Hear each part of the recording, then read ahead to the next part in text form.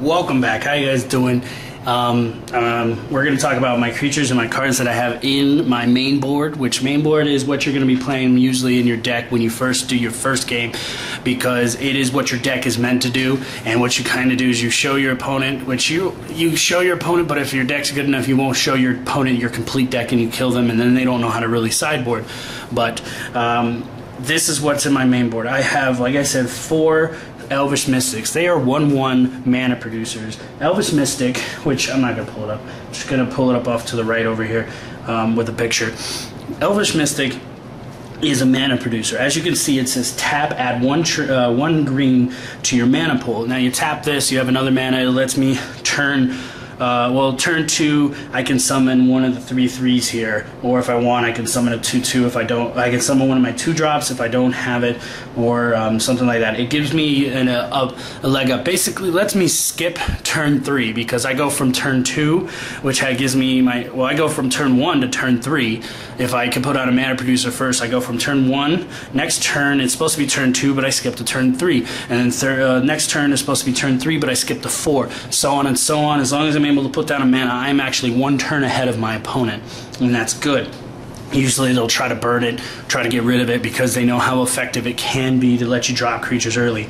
My next card, which is one of my first 2-drops, is Feliz. It is a 2-drop 3/3 creature. Now the one thing it's always good to have a 2-drop that makes it a 3/3, like Flinthoof Boar before it's about to rotate out. It was a 2-drop for a 2/2 that if you control the mountain, it became a 3/3. So that was really good. There's also a bunch of other cards that are like that I'm not going to get into because I want to continue with this right here. But the good thing about this, it's a 2-drop that I can drop. It's a 2/2 to a 3/3.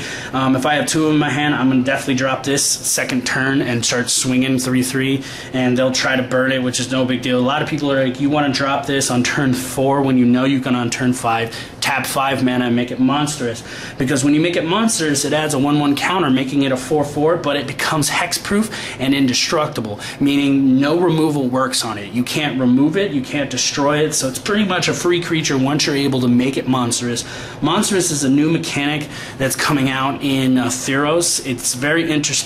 The way it works is you drop your creature, later on you pay the monstrous cost, and you're able to do its ability. The ability for this Lion's monstrous is to make it hexproof and indestructible, which is really good because you can swing and you don't care if they block it, because what it's going to do is just going to live. It's going to take the damage and be like, what? You can even use it as a blocker. As long as it doesn't trample, you block it, you're okay. You block it, you're okay. The next card in my 2-drop is Selesnya Charm.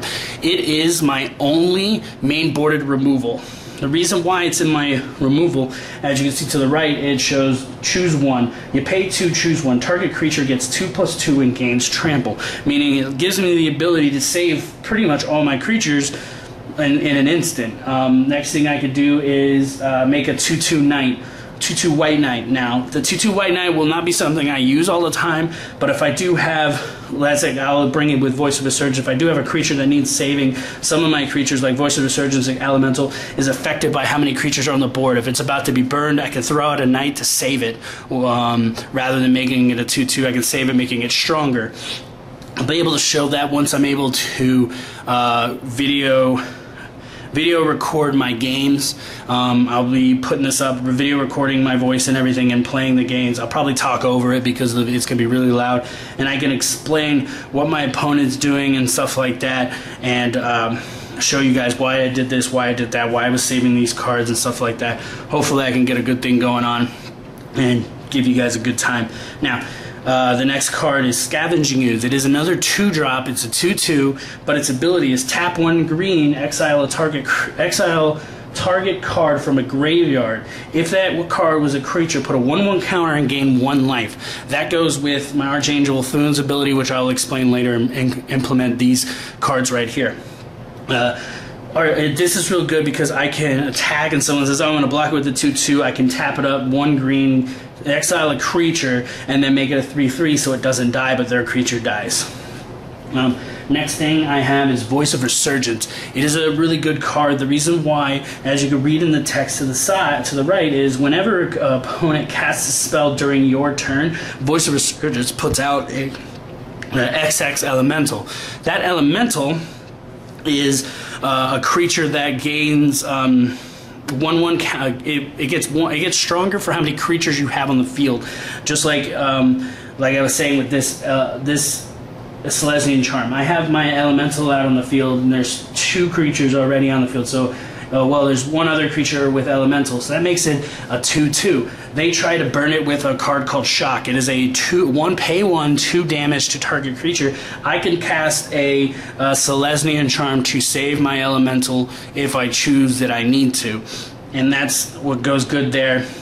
And it says, and also when Voice of Resurgence dies, you put out a green-white elemental creature token which equals power to its toughness of how many creatures you control. That's a good, it's really good. It's really dangerous because they remove that card, especially if they remove it on my turn, I get 2 elementals. If they remove it on their turn, I get 1 elemental, and then its power goes off of everything else. Loxodon Smiter is one of my first 3 drops that I'll be talking about today.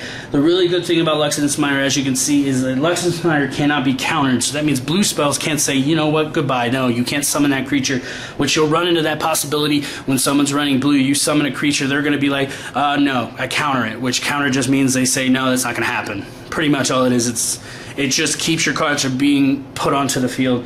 Now, if a spell and then the next thing you'll see, if a spell or ability an opponent controls causes you to discard Loxodon Smiter from your hand, then it goes straight to the field. So what's coming up now is, what is it called? Lifebane Zombie. Lifebane Zombie or Thoughtseize, if they pick Loxodon Smiter and say, goodbye Loxodon Smiter, from my hand, what I have in my hand, like I have set cards, you have 7 cards, 4 cards, whatever cards you have in hand, they make me discard Loxodon Smiter, it comes to the battlefield free of charge, meaning I do not have to pay mana, and I don't have to worry about it. It comes out for free, and it's good. It's a 4/4 that's for free, that cannot be countered. That's always a good card. My next 3 drop is Unflinching Courage. Unflinching Courage, it says, enchanted creature gets 2/2 and trample and lifelink. Now, trample means, like, if I have Loxodon Smiter, which is a 4/4, and I put this on him, this is going to make him a 6/6. With trample. Trample means if they block with a 4 on my 6/6, that means 2 damage is going to trample over, meaning their creature's going to take all the damage they can in toughness, and then the rest of it's going to go to the player. Lifelink means whatever damage I deal, I gain in life, because you start with 20 life points. 20 life in your games, so when you gain more life, it can make it up to 20, 30, 45, 50. I've actually gotten to 150 with this deck because they weren't able to remove my cards and stuff, such and such. And then there's a Bow of Nyla, I don't know, Nyla, whatever it is, Bow Nyla. When the creatures that I control are attacking, they gain what's called Death Touch. Death Touch is an ability, static. I'm not sure if it's a static ability, but I know what it does when a creature deals damage to another creature, even if it's not strong enough to kill it through damage alone, it kills it from just touching it, because it basically, like it says, death touch. When you touch another creature, it is death. Also, with this card, I can tap 2 and tap this bow and give another creature a 1/1 counter, saving my elemental, or saving my ooze, or saving my lion, before I can make it monsters. They try to destroy my worm, Tristana, Archangel Thune, the God card. Well, they can't destroy the God card, but so on. I can put counters on it. Then, or I can do tap 2, tap this card, and I can put 2 damage on a flying creature, which is really good, because flying creatures can become very annoying, especially when I only have 2 in my deck.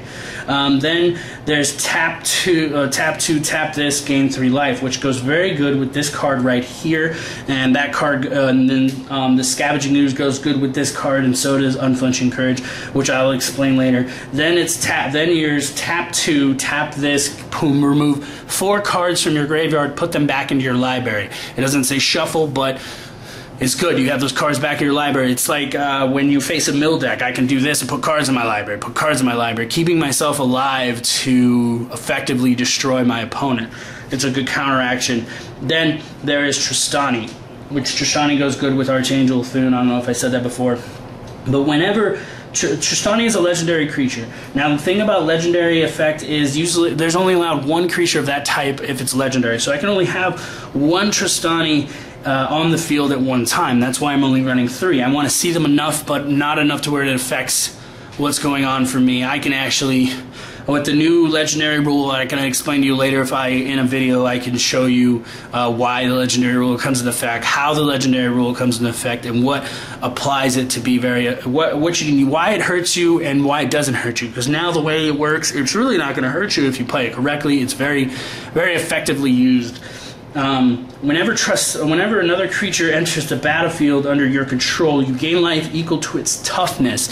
Now, like, I have this worm right here. If I summon this worm, and Tristana's on the field, I gain 5 life.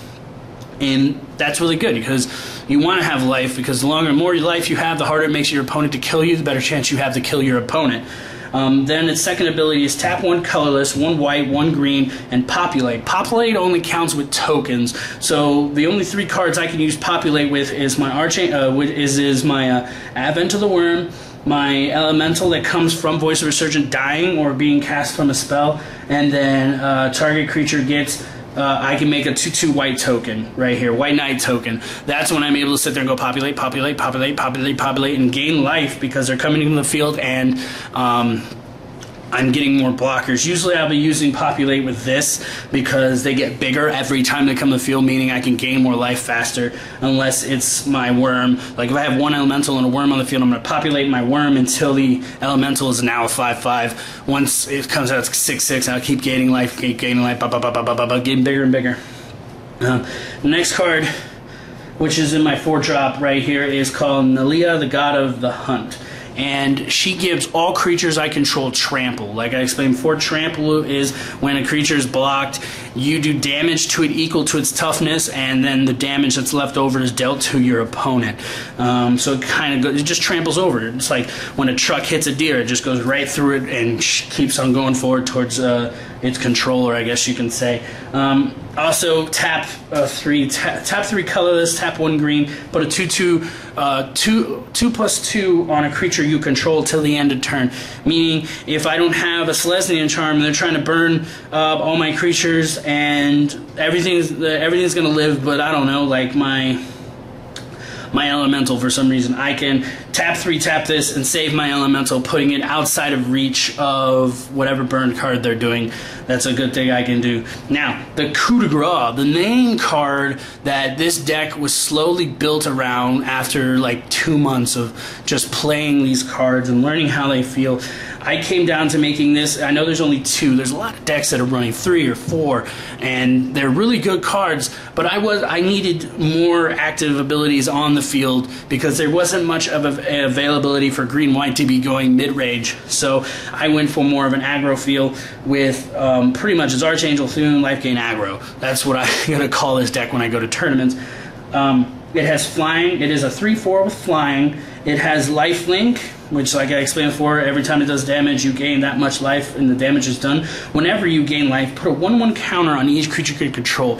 Now, if you can see, I gain life with Tristana. All my creatures get 1/1 counters from Archangel Thune. I gain life with Unflinching Courage. All my creatures get 1/1 counters from what for all my creatures I control get 1/1 counters. When I gain life from Scavenging Ooze, I get 1/1 counters added on my creatures. That's the thing that's good. When I use this ability, the Bow's ability, when I have an Archangel Thune, I can tap 2, gain 3 life, and then I get a 1/1 counter on all my creatures I control, including Archangel Thune. That is going to be very, very effective because I'll be able to gain a lot of life, and my creatures will get bigger and bigger and bigger. When they get bigger, they start pooping on people, and they make people cry, make people want to go home and stop playing Magic. Well, thanks for coming by. I'll be going to the shop, or when I play with people, I'll try to have my camera with me so I can record the gameplays, the play testing, and tell you guys how that feels. I've already pre-ordered all these cards that you see here. These 3 cards are being they've been pre-ordered, and I just need the release to happen. When the release happens, I'll be able to take these cards and just start playing with them, the actual cards, rather than a piece of paper that says what it does. Okay, if you guys liked the video, leave a little like. If you didn't like the video, leave a dislike. Let me know how you guys felt. input that you guys think that I missed, things that I didn't talk about, any questions, leave it down there below, underneath, right down there. Leave it underneath, comment. Please subscribe if you're not subscribed to my channel and you ran into this video somehow. It really helps me out. Hope to see you guys later. Hope to get more videos to you. I'll be coming out with more deck ideas that I have. See you guys later. This is zannderx and kitchen time. Peace. But one thing I forgot to talk about in my video was Advent of the Worm. After I was editing it, I realized what I didn't do, what I didn't talk about. Advent of the Worm is an instant card that costs 4. It's also in my 4-drop. It makes a 5/5 worm with trample, and it's also a token that works with Tristana and all that. I did talk about the worm, I just didn't show the card. This is one of my cards that I have in there. I'll see you guys later. Thanks for stopping by. Don't forget to subscribe. I hope you guys enjoyed the video, because I enjoyed making it. Later. Peace out.